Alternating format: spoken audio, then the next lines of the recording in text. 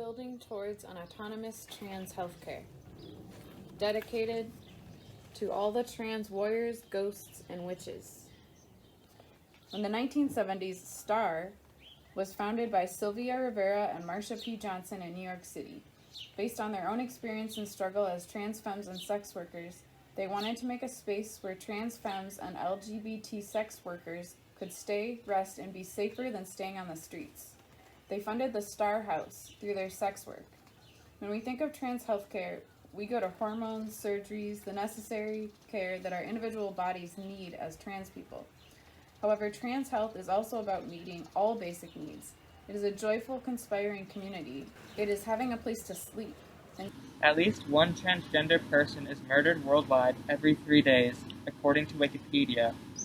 Trans life is not seen as life within the system as it stands. It is targeted with violence. We are locked up in prisons. We are pathologized. We are yelled at on the street. We are underemployed. We are battling chronic physical and mental illness without having those illnesses considered valid. It is difficult for many to move beyond the struggle of the day-to-day into an aspirational fight for what comes after we have survived. This is why any kind of access to care is seen as a victory. When surgery is covered by insurance, the community celebrates. We should celebrate. However, there is an underside to these small victories. When getting a basic need met is read as an individual victory, resulting from the struggle of an individual, you can feel our collective power splintering, and it tingles underneath the skin. But some of us are still here. We are still queer. At some point, it became clear that it wasn't going to be so easy to wipe us out entirely, so a place had to be made in the realm of possibility for us to rest. Assimilation was bartered, and those in the queer community with more privilege benefit from this transaction. The liberal fantasy that propels corporate pride is a disgrace and embarrassment to the events at Stonewall in 1969, not a tribute. We want to encourage the radical nature of joy and celebration of queerness in the face of the hetero world we are forced into, but the incorporation of pride leaves a sour taste in our mouths. The cost of having a float in NYC Pride is thousands of dollars, not to mention the cost of building it. The cost of setting Stonewall on fire and parading down the street afterwards? Motherfucking free. Many of our friends of yesteryear simply would not have the funds to participate in the Pride today, which is held in their honor. People do not all of a sudden begin throwing bricks at the establishment en masse. This fantasy constitutes a revisionist narrative of struggle that serves the political motivations of the riot, porn-loving insurrectionist hell-bent on catalyzing the next big thing. But as much as we wish it did, it just doesn't work like that. Stonewall was a community, not a riot. If you are accustomed to fighting to exist on a regular basis and fighting to keep your friends and loved ones alive, you are already so enmeshed in and so concerned with the community self-defense that letting a brick fall on someone who is attacking you is simply not so far a stretch.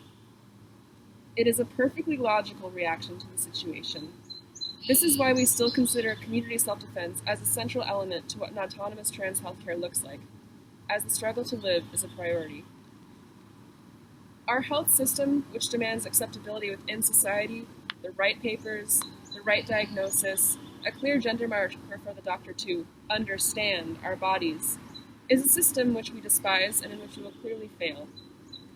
The so-called illegibility of trans bodies from the healthcare system is a result of their lack of interest to research the health matters which concern us. What are the long-term effects of hormones?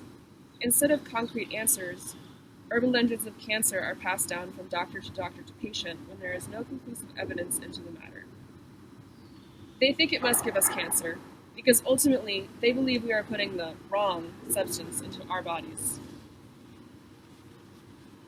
This is eugenics. This is the present violence we are living under, and sometimes the bleakness of it is completely overwhelming.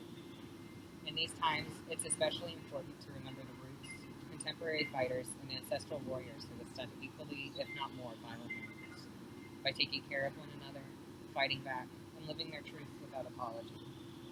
And from this current vantage point, we'd like to know specifically what are the steps, transitional models, and visions of a community-based autonomous healthcare that actively supports and centers the health and well-being of transgender Trans people have always been an outlet of health knowledge because trans healthcare has historically and is still criminalized, incredibly under-researched and pathologized. Therefore, we turn to one another. Fast hormone-sharing networks on the internet exist between users, and when we medicate without supervision because we want to or unable to access prescriptions or a doctor, there are huge swaths of knowledge on forums which can be abused. STAR offers routes of where to start. Trans healthcare is about the health of the self within community. How are we taking care of the most vulnerable members of the community? Do they have a place to sleep? Have they eaten? Have they felt joy?